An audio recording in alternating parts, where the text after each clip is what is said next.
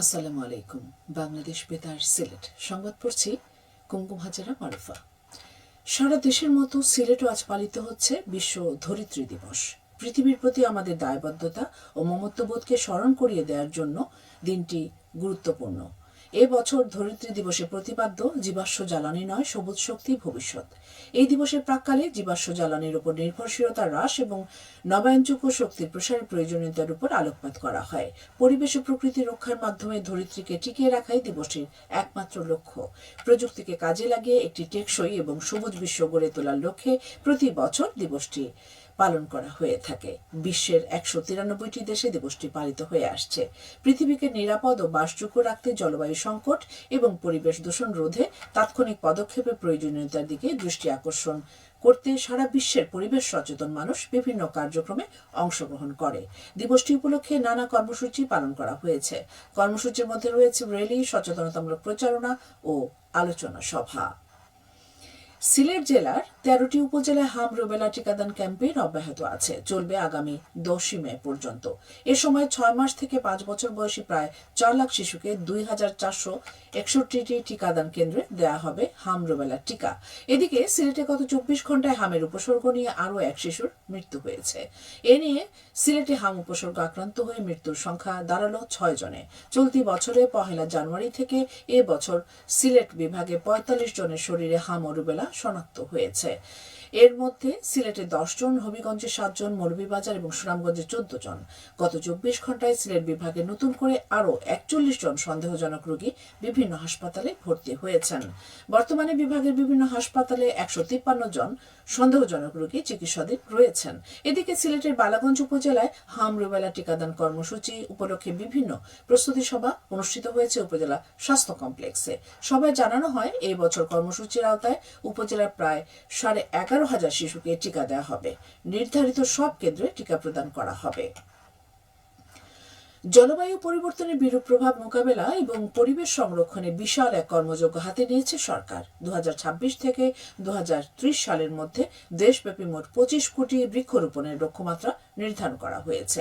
স্থানীয় সরকার বিভাগ 5 কোটি 15 লাখের বেশি বনজ, ফলজ, ঔষধি গাছ লাগানোর পরিকল্পনা গ্রহণ করেছে। এক প্রজ্ঞাপনে বলা হয়েছে, কর্মসূচির প্রথম ধাপে আগামী 180 দিনের মধ্যে 1,59,780টি গাছ লাগানো হবে। এই লক্ষ্য পূরণে দেশের সকল ইউনিয়ন পরিষদ, উপজেলা পরিষদ, এলজিইডি, ডিপিএইচই, পৌরসভা, জেলা পরিষদ, সিটি কর্পোরেশন এবং স্থানীয় সরকারের আওতাধীন বিভিন্ন দপ্তরকে এই লক্ষ্যমাত্রা বেঁধে দেওয়া হয়েছে। দেশের উপকূলীয়, সমতল, গ্রামীণ, পাহাড়ি ও শহরাঞ্চলে বৃক্ষরোপণ করা হবে। যুব ও ক্রীড়া মন্ত্রণালয়ের উদ্যোগে আগামী 2রা মে থেকে দেশব্যাপী শুরু হচ্ছে নতুন করে স্পোর্টস প্রতিযোগিতা 2026। এই উপলক্ষে গতকাল সুনামগঞ্জে এক প্রস্তুতিমূলক সভা অনুষ্ঠিত হয়েছে।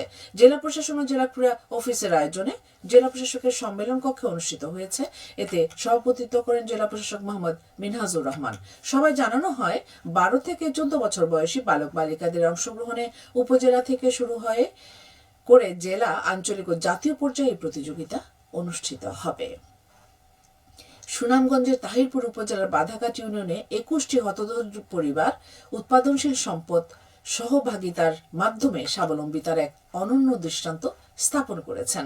পরিবারগুলো তাদের নিজেদের মধ্যে ছাগল, হাঁস, মুরগি বিনিময়ের মাধ্যমে সম্পদ ভাগাভাগি করে এটি নতুন সম্পদ হস্তান্তর নয়, বরং পারস্পরিক সহযোগিতা ও সামাজিক বন্ধন জোরদারের একটি মাধ্যম।